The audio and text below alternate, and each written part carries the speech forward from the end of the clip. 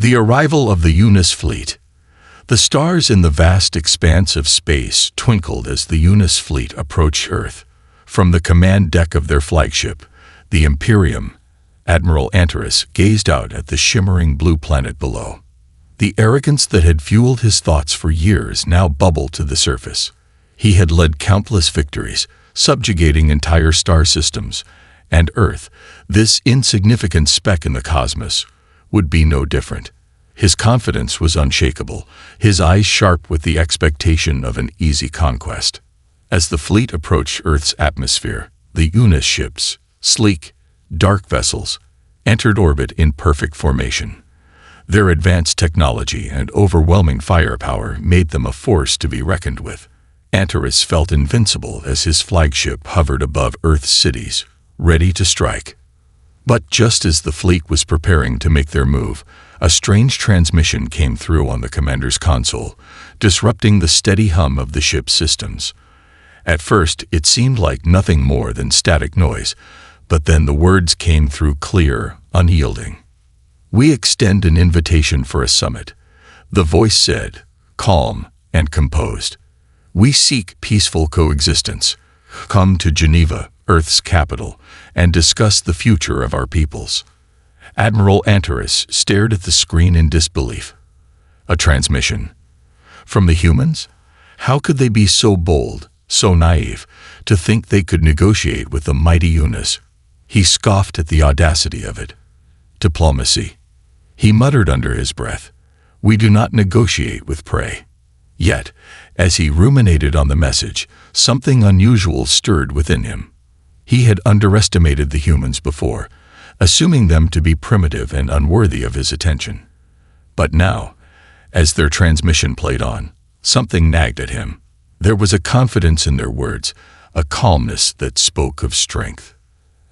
"Admiral, it might be wise to accept the invitation," said Alter, the Eunice chief advisor, stepping forward. His voice, typically measured and calm, now held a note of uncertainty. "They might be stronger than we expected. A diplomatic summit could provide useful insights before we act."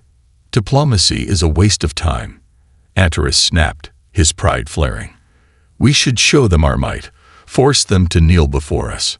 But Alter wasn't convinced. "We have not seen all that they are capable of yet. I urge you to consider this. It's our only chance to learn about them without risking our fleet." Antares' eyes narrowed as he weighed his options. His pride urged him to ignore the humans, to strike first, and show them the futility of defiance. But there was something in Alter's words that struck a chord. Reluctantly, he turned to his advisor. "Prepare a delegation. We'll go to their summit.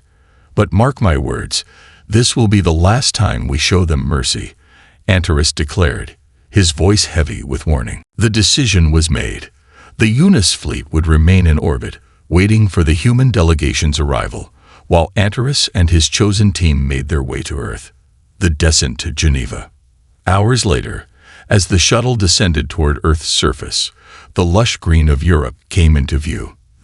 The city of Geneva was a far cry from the barren, lifeless worlds Antares had encountered on his conquests. The Earth was beautiful, alive in ways the Eunice had not imagined. As the shuttle landed softly in the heart of the city, the doors opened to reveal the humans who awaited their guests. Raymond Morris, the Secretary of Interstellar Affairs, stood with a small group of diplomats, all of them dressed in formal attire. His sharp blue eyes studied the Eunice with a sense of calm and respect, but there was an underlying firmness that spoke of a readiness to defend his world. "Welcome to Earth," Morris greeted them, extending his hand with a measured smile. "We are honored by your presence." Antares stepped forward, his posture stiff with authority. He had expected to see fear, to see the humans trembling before the might of the Eunice. But Morris stood tall, unshaken, as if he had faced greater threats than this one before. "I do not have time for pleasantries," Antares said coldly. "We are here to discuss terms. You are outmatched, and your planet will bow before us." Morris didn't flinch. "Your fleet is impressive, Admiral, but we are not as powerless as you think. We, too, have our strengths. We are willing to discuss peace, but only if it is based on mutual respect. The conversation began with careful words, the humans attempting to bridge the gap between their world and the UNA's. But as the hours passed, Alter began to sense something unsettling. There was an underlying tension in the room that none of them could deny. Humans were resilient, yes, but it was their adaptability that struck Alter most. Every time the discussion seemed to stall, they would shift tactics, offering new solutions and perspectives that felt remarkably innovative. By the time the meeting reached its climax, Alter felt a deep unease growing in his chest. What was it about these humans that set them apart from the other species he had encountered? They were not just survivors, they were inventors, creators, and strategists. Morris turned to Alter with a knowing smile. You must understand, Admiral, that we do not believe in submission. We believe in innovation, in progress. We are willing to fight, but only if we must. However, we also seek a future where our peoples can coexist. Alter's mind raced. He had never encountered a species like this, one so committed to self-improvement, to forging a future where they could coexist with others. And the more he listened to Morris, the more he realized that humanity's true strength lay not in their physical prowess or their technological advances, but in their unyielding will to adapt and overcome. This was not a battle that would be won with force. It was a battle of will, of intellect, and of determination. And as the meeting drew to a close, Alter could no longer ignore the truth. The UNA's might have the upper hand in technology and military might, but the humans had something that the UNA's could not replicate, the ability to change, to evolve, and to fight back like never before. The future of Earth and the galaxy now rested in the balance. The tension builds. The room where the summit was held felt heavy with tension, the air thick with the unspoken knowledge that something had shifted. As Admiral Antares and his delegation left the meeting, a rare silence had descended. The humans had not cowered in fear as he had expected. In fact, they had stood resolute, their eyes sharp with the same determination he had seen in the eyes of his own soldiers. Admiral Antares paced slowly, his thoughts a whirlwind. He had prepared for this moment, but no strategy had accounted for the strange calmness of Raymond Morris and the others. His pride had led him to believe that Earth would submit to their superior might without question. Yet in these brief exchanges, Antares began to wonder if his assumptions about Earth and its people were deeply flawed. How could they be so confident? He muttered, running a hand through his dark hair, now streaked with silver at the temples. Alter, ever the observant advisor, spoke up. Admiral, I've been thinking. There's something unusual about their approach. They are not like the others we have encountered. I know, Antares replied, his voice bitter. They speak of progress and peace, yet there's a certain defiance in their words. I didn't expect this. The UNA's fleet remained in orbit above the planet, its dark hulls casting long shadows over the Earth's surface. The planet below, with its vast oceans and sprawling cities, seemed like a world full of contradictions, fragile yet resilient, innocent yet capable of great strength. The Admiral's mind struggled to process the realization that these humans might not be the simpletons he had once believed them to be. Meanwhile, down on Earth, the humans were already moving to implement their own strategy. Raymond Morris and his team of diplomats were far from content with the summit's superficial success. They knew that while peace was the ultimate goal, the threat of war loomed large, and the UNA's were not to be underestimated. In the war room beneath the UN headquarters in Geneva, Morris met with his most trusted allies, a group of military strategists and scientists who had been working tirelessly since the summit began. The world's leaders were aware of the gravity of the situation. Earth was facing its first true threat from an advanced alien species, and the choices they made now would decide whether humanity would survive or fall under the control of an oppressive force. We can't just talk forever, one of the military strategists, General Margaret Jansen, said, slamming a fist onto the table. We need to show them we're prepared to fight back. If we don't, they'll think we're weak. Patience, Morris said, his voice steady but firm. We've learned more about them in the last few hours than we did in the previous decade. The Unas have technology far beyond ours, but they underestimate us. They've never faced a species like humanity. But they will soon, Jansen countered. What if their next move is to invade? We can't afford to gamble with our future like that. Morris leaned forward, his eyes hardening. I'm not gambling. The last thing we need right now is a confrontation. If we can outsmart them, we win. If we show them our strength without fighting, we win. But it's going to take every ounce of our creativity to make that happen. As the military team brainstormed contingency plans and defensive strategies, Morris stood in front of a large window overlooking the city. He could see the sprawling buildings of Geneva, a testament to the human ingenuity that had built this place over centuries. He thought of the millions of people who lived on Earth, each one with their own dreams, hopes, and fears. He couldn't allow their world to be taken without a fight, but he also understood the delicate balance between confrontation and negotiation. Meanwhile, back in the Unas flagship Imperium, Admiral Antares was making his own preparations. Despite his growing doubts about the humans, his pride still dominated his thinking.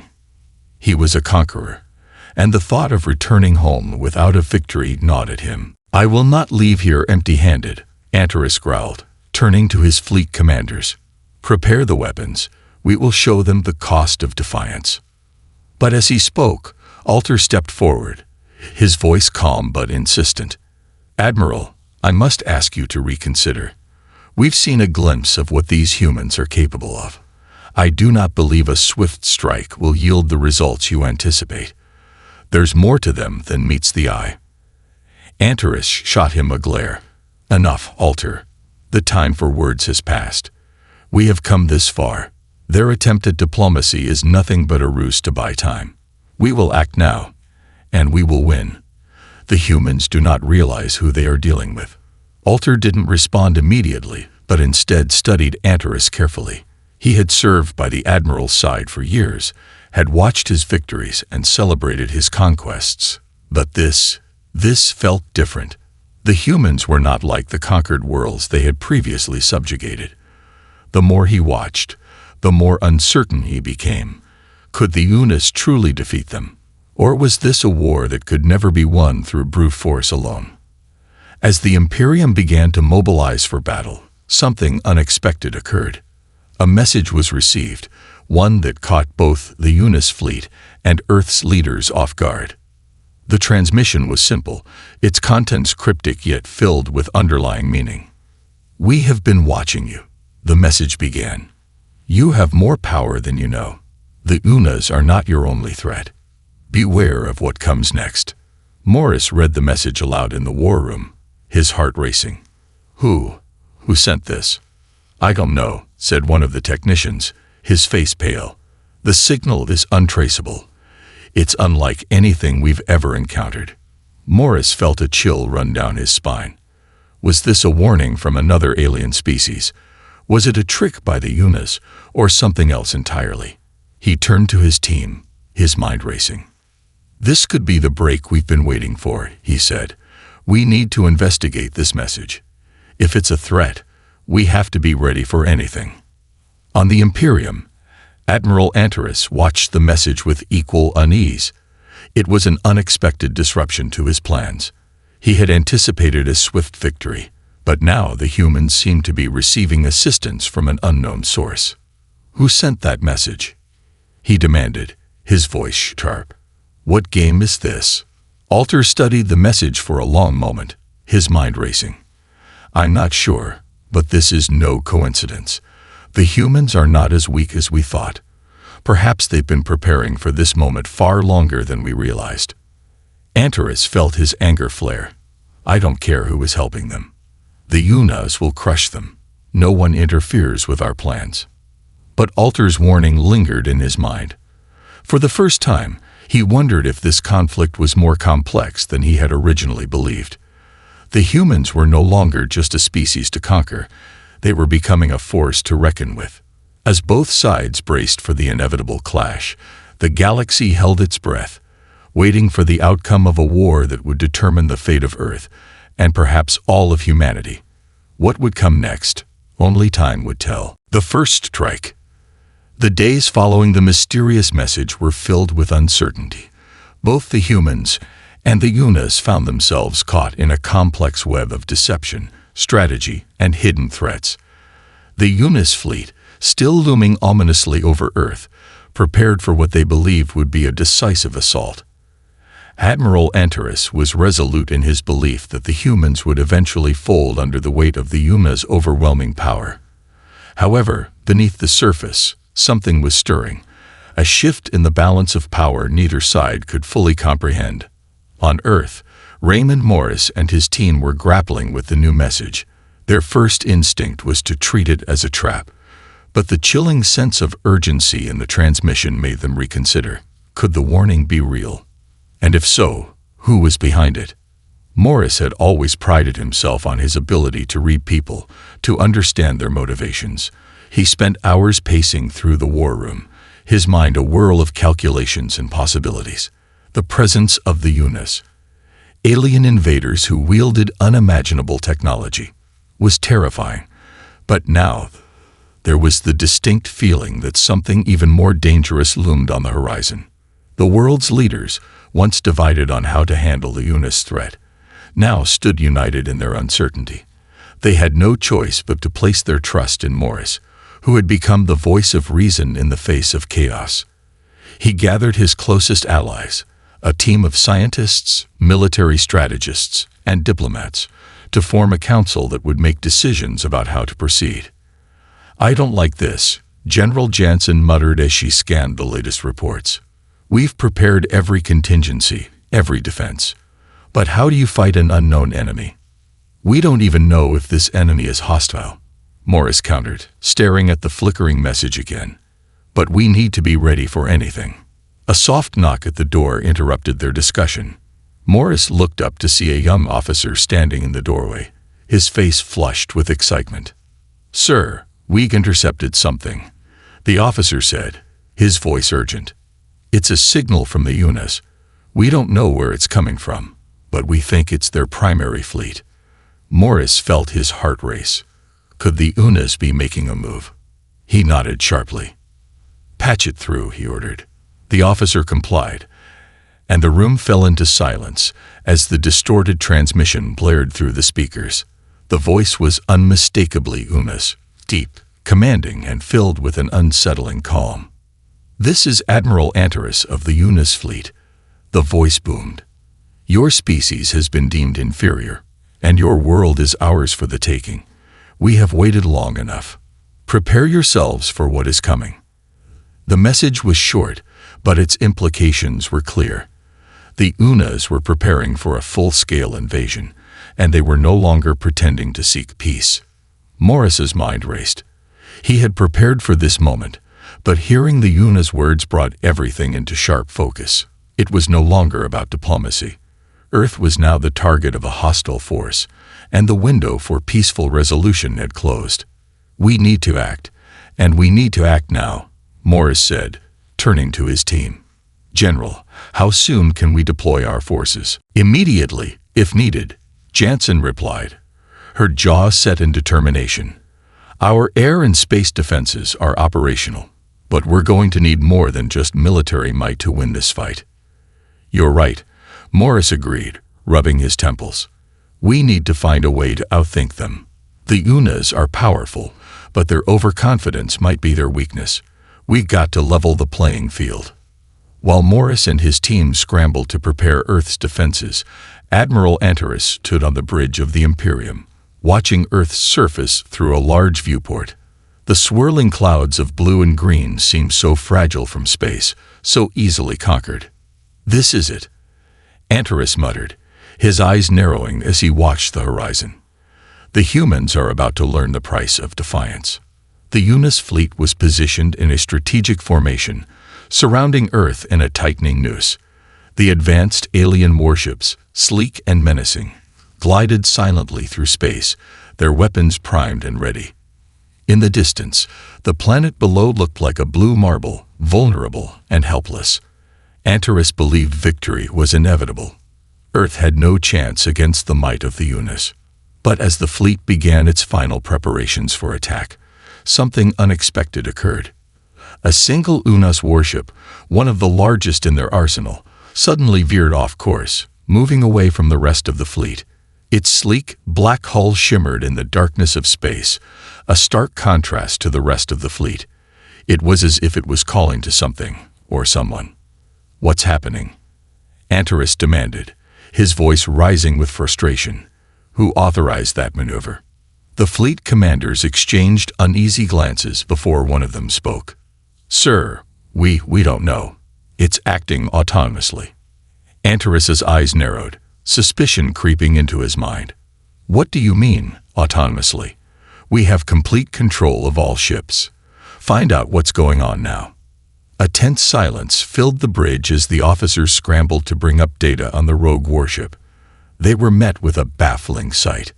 The ship's systems were completely locked, its communication channels closed off. It had cut all ties with the rest of the fleet. "It's as if it's being controlled by something outside our network," one of the technicians said, his voice trembling. "But there's no signal coming from it. It's just moving on its own." The room fell into an eerie stillness as Antares processed the information. The possibility of a malfunction seemed unlikely. The Unis fleet was one of the most advanced in the galaxy. Something far more sinister was at play. "I want eyes on that ship," Antares ordered. "Now." As the crew scrambled to redirect their focus, Antares began to suspect that this was no accident. The rogue ship's departure from the fleet was too deliberate, too purposeful. Someone, was influencing the Unis from within. Back on Earth, Morris was feeling the weight of his decisions. Earth was on the brink of war, and he could only hope that the mysterious warning was a sign that they weren't alone in this fight. "What if this is all part of a bigger plan?"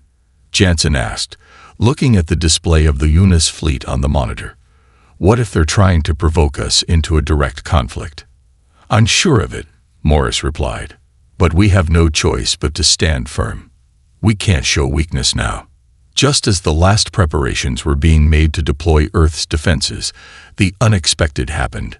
A massive surge of energy erupted from space, a brilliant flash of light that momentarily blinded every sensor on Earth. The entire planet trembled as the shockwave rippled through the atmosphere, disrupting every communication channel. Satellites began to malfunction, and every system on Earth's surface registered an overwhelming power surge. "What the hell was that?" Jansen demanded, staring at the chaotic readings. Morris's heart pounded as he stared at the data. Something is happening in space. The Unas must have activated something. It's too powerful for us to stop." And then, just as quickly as it had begun, the surge faded, leaving Earth in a brief, unnatural stillness. On the Imperium, Admiral Antares felt a sickening dread wash over him as he watched his fleet descend into chaos. His eyes turned toward the rogue warship, which was now clearly visible in the distance, radiating an energy that was not of Unis origin. The Una's greatest enemy had just revealed itself, and its power was far beyond anything they could have anticipated. The shifting tides. The energy surge had rattled the entire globe, its effects felt by every human and Unis alike. For a moment, it seemed as if the universe itself had paused, holding its breath. The world's communication systems flickered, failing in the wake of the pulse. Power grids across the planet wavered, their stability uncertain as the cause of the surge remained a mystery. For a brief, unsettling period, the atmosphere on Earth felt as though it was on the edge of something monumental, something terrible. In the war room, Morris stood frozen, staring at the array of flickering screens. The surge's magnitude had been unlike anything he or his team had ever encountered. It wasn't just a disruption, it was a message, a signal of power that neither humans nor the Unis could comprehend. The room hummed with tension, the air thick with unspoken questions. "Can we find out what caused that?" Jansen asked, her voice sharp but tinged with disbelief. She had seen many things in her career, but nothing like this. Morris swallowed hard. his mind racing. He had no immediate answers, no explanation for what had just occurred. All he knew was that the power emanating from that strange source had been unlike anything they'd ever faced. Whatever it was, it had somehow disrupted both human and UNIS technology, with terrifying precision. "We need to track the source of the surge," Morris said, his voice steady despite the storm of uncertainty inside him. "We can't afford to ignore this. If the UNIS were behind it, they'd just taken this war to a whole new level." Jansen nodded. "I'll get the satellites recalibrated and the team on it right away. But whatever did this, it's not of UNIS origin. Not from anything we've ever seen." Before Morris could respond, a voice from the communications console cut through the tense atmosphere. "Sir, we've received a new transmission. It's different. It's not from the UNIS fleet, and it's not from Earth either." Morris's heart skipped a beat. His instincts told him that this wasn't just another transmission. It was something bigger, more significant, perhaps the answer to all the questions that had been plaguing him. "Patch it through," he ordered. The room fell silent as the transmission was played through the speakers. The voice that emerged was unlike any they had heard before, deep, resonant, and filled with an otherworldly power. It wasn't human. It wasn't UNIS. It was something else entirely. To the inhabitants of Earth and the UNIS Empire, the voice intoned, "We have been watching. And now you are both under our gaze. Your war is meaningless in the face of what is to come. We are the arbiter, and we control the flow of destiny." A chill ran down Morris's spine. The arbiter. The name was unfamiliar to him, but the tone carried an undeniable weight, a promise of something far greater, more powerful, than either the humans or the UNIS could contend with. The voice continued, "We are the eternal watchers, the keepers of balance. Your species, both human and UNIS, are mere pawns in a game far older than you can imagine. The balance will be restored, and your petty conflicts will be rendered irrelevant." Morris's thoughts raced as the transmission cut out. His mind flashed to the warning he had received earlier, the one that had cautioned him about an impending threat. It was becoming clear now. This was no longer just about the UNIS or Earth. This was about something far more ancient and far more dangerous. "What in the world is the arbiter?" Jansen whispered, her voice barely audible. "I don't know," Morris replied, the weight of the moment pressing heavily on him. "But we need to figure it out fast. Whoever, or whatever, the arbiter is, it's in control of something much larger than we are." Back in space, Admiral Antares stood at the helm of the Imperium, his mind racing as he processed the transmission he had just heard. The UNIS had always prided themselves on their superiority, their unmatched technology, and their ability to control any situation. But now, for the first time, they were confronted with a force that they could not understand nor predict.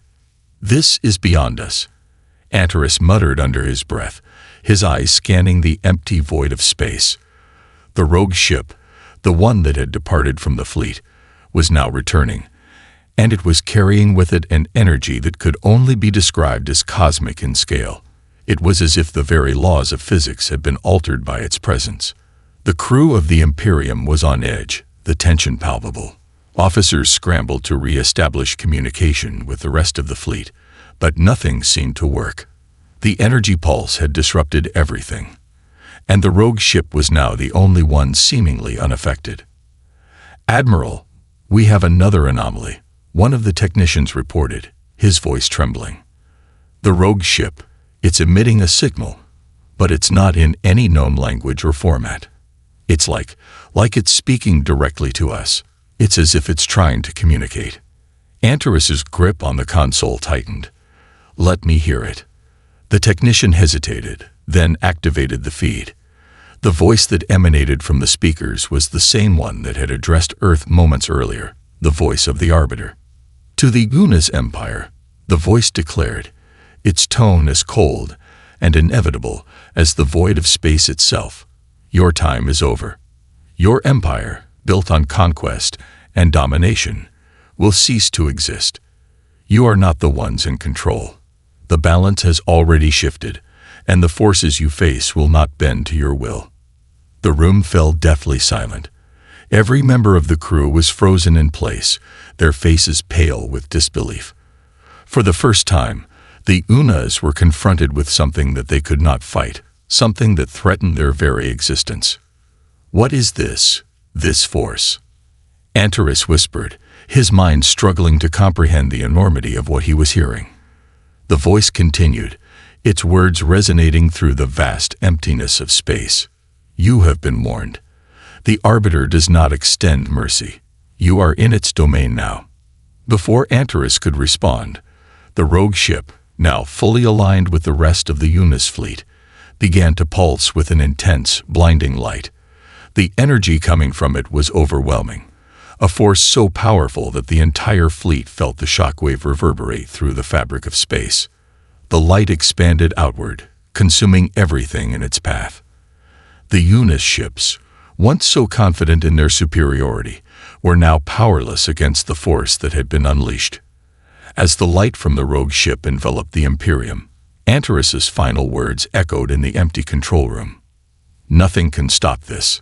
Back on Earth, the events unfolding in space were just as devastating.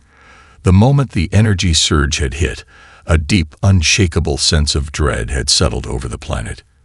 People could feel it, an overwhelming presence, an unknown force that had arrived to change everything. Morris stood at the window of the war room, staring out at the sky.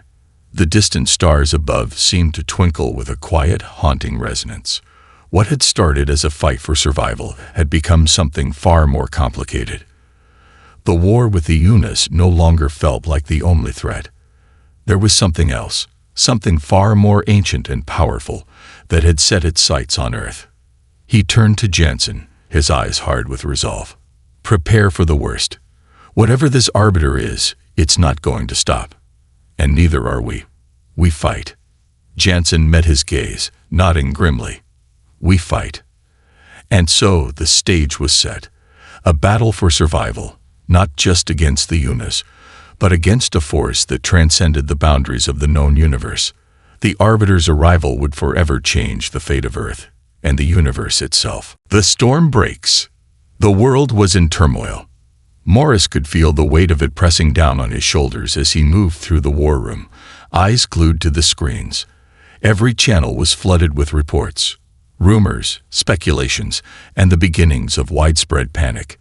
The energy surge from the Arbiter had caused a ripple effect, not just in the technological infrastructure, but in the very psyche of humanity. People were afraid, unsure of what was to come. Governments scrambled to control the narrative, but the truth was slipping through their fingers, faster than they could comprehend. In every major city, strange phenomena began to occur. Lights flickered in the night, strange sounds echoed through the air, and the very ground seemed to hum with an unnatural vibration. The people of Earth weren't just feeling the shockwaves from space. They were sensing the Arbiter's power, its looming presence, without understanding why. Jansen stood beside him, her face taut with the strain of the uncertainty hanging in the air. The silence between them was heavy, broken only by the low hum of machinery and the distant sounds of citywide alarm sirens. "Reports are coming in from all over the world," she said, voice grim. "The anomalies are increasing. People are panicking. There's talk of evacuations in some areas." "Evacuations?" Morris echoed, disbelief creeping into his voice. "From what? What are we evacuating from? We don't even know what we're up against." "I know," she replied, her voice quiet but firm. "But that's the problem. Everyone's trying to make sense of what's happening, but no one has answers." The surge wasn't just a threat to the Unis fleet, it was a warning. A message to us, too. Morris's gaze turned to the display on the main screen. A series of images flashed in front of him, every major country's response to the energy surge, the rising tensions and reports of strange disturbances. And then, a transmission, a video feed, appeared. The feed was being broadcast from an unknown location, but the quality was sharp and clear. His heart skipped a beat as he recognized the unmistakable face on the screen. It was the same figure they had seen in the earlier transmission, the voice of the Arbiter. "You are being watched," the figure said, its voice calm and chilling in equal measure. "Your petty struggles, your feigned notions of power, they mean nothing in the face of true force. The Arbiter has spoken, and now the balance must be restored." Morris's mind raced as the figure's eyes seemed to pierce through the screen, as if staring directly at him. The message was clear. The Arbiter wasn't just an external force. It had been watching. It had been waiting. "What does this mean?" Jansen whispered, her voice a mix of fear and awe. "It means we're in its sights," Morris replied, his voice low, his jaw clenched. "And it's only getting started." In space, Admiral Antares stood before the command console of the Imperium, watching the rogue ship. It had rejoined the Unis fleet, but there was something different about it now. Its presence was unnerving, almost as though it had been infused with the very essence of the Arbiter's power. The light that pulsed from its core was unlike anything the Unis had ever seen, a beacon of raw energy that seemed to defy all laws of physics. "What are we dealing with?" Antares muttered, his voice thick with a mixture of frustration and dread. His crew was on edge, staring at the rogue ship on the view screen with wide eyes. Every system on the Imperium was functioning, but the usual hum of confidence from the Unis fleet had vanished. They were no longer certain of their dominance. The Arbiter's arrival had shattered that illusion. "Admiral," one of the officers said, breaking the silence, "we've detected more ships. They're not Unis ships. They're different. They're moving toward Earth." The words hung in the air, heavy with meaning. A new threat. Something even more terrifying than the Unis. Antares's fingers hovered over the console. "How many?" "Unknown," the officer replied. "But they're fast. Almost too fast. And they're coming from the same direction as the rogue ship." Antares's mind raced, trying to comprehend the full scope of what he was hearing. The Arbiter hadn't just come to Earth to assert dominance. It had brought something else with it. Something that would change everything. "We need to prepare," Antares ordered. "But we need to be careful. This could be the beginning of the end for all of us." Back on Earth, the world's powers were trying desperately to control the chaos. The United Nations had called for an emergency summit, and military forces were on high alert. The global economy had plummeted, and governments scrambled to stabilize their nations, but the truth was that none of them had any answers. No one knew what the Arbiter was, where it had come from, or why it had targeted both Earth and the Unis. Morris paced the war room, his mind working furiously. Jansen stood nearby, watching him with a look of growing concern. "What are you thinking?" she asked. "We need to get ahead of this," Morris said, stopping to meet her gaze. "We can't afford to wait for answers anymore. We need to take the initiative. We need to understand what the Arbiter wants, and what it means for us." Jansen raised an eyebrow. "And how do you suggest we do that?" Morris thought for a moment, then looked at the map of the world, where various hotspots of activity were marked in red. The locations where the anomalies had been reported, where strange phenomena had occurred. He began connecting the dots in his mind. It wasn't just random chaos. The Arbiter was precise in its actions. "I think we need to go to one of these locations," he said, tapping a point on the map. "Somewhere where the anomalies are the strongest. We may be able to find out more, perhaps even communicate with whatever force is behind this." Jansen hesitated but then nodded. "I'll start organizing a team." As she turned to make preparations, Morris's thoughts lingered on the same question that had been plaguing him from the start. What did the Arbiter want? And how could humanity, let alone the Unis, stand a chance against it? In space, the fleet's situation was growing more dire by the minute. The mysterious ships, those harbingers of the Arbiter's power, were drawing closer to Earth, their forms barely visible against the backdrop of stars. They moved with deliberate purpose, cutting through space with an efficiency that made the Unis fleet seem clumsy in comparison. Inside the Imperium, Antares's mind raced, weighing the options before him. There were no easy answers. He could try to prepare the fleet for a confrontation, but that felt futile. If the Arbiter's power was what it seemed to be, no amount of technology or strategy would be enough to stop it. As the ships grew nearer, Antares knew that the time for waiting was over. The storm was coming, and there would be no way to escape its fury. The Arbiter had made its move, and now every living being, human and Unis alike, was caught in its wake. The end had begun.